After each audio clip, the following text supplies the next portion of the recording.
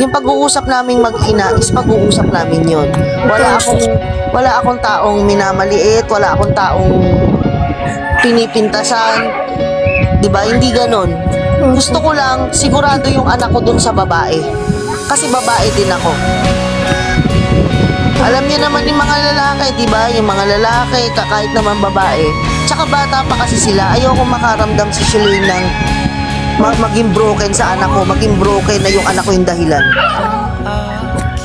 Kaya pilit kong tinatanong kay Koske, which is pinaglaban naman ni Koske yun sa akin. Na gusto niya talaga si Shalane. Wow.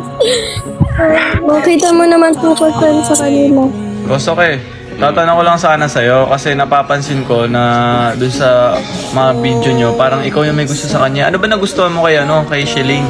Siyempre si Shalane kasi, nung una pa lang kasi tinitignan ko na si Shalane. Parang ang bait niya, parang sobrang effort niya. Gusto ko mapunta yung ganung effort sa akin. Nagagandahan ka ba kay Shalane? Siyempre. Grabe, kaya naman pala nai-inlove ka.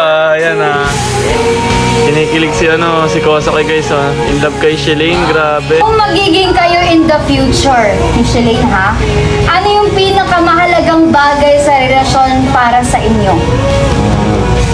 Siguro yung pagkakaisa. Kasi kung hindi kami magkakaisa, ano mangyayari?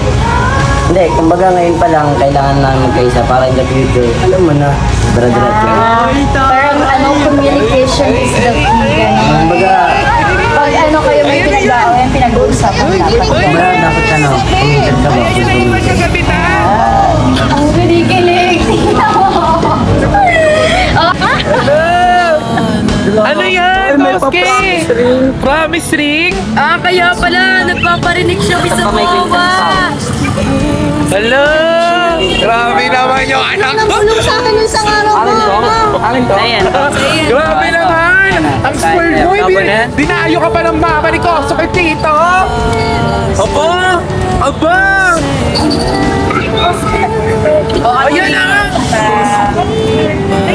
Thank you po. Sobrang spoiled talaga na itong isdang to. Uy lang yun, ang isa. Uy, tawa ko. Uy, tawa ko. Tao pala yan. Nanood akong vlog. Thank you.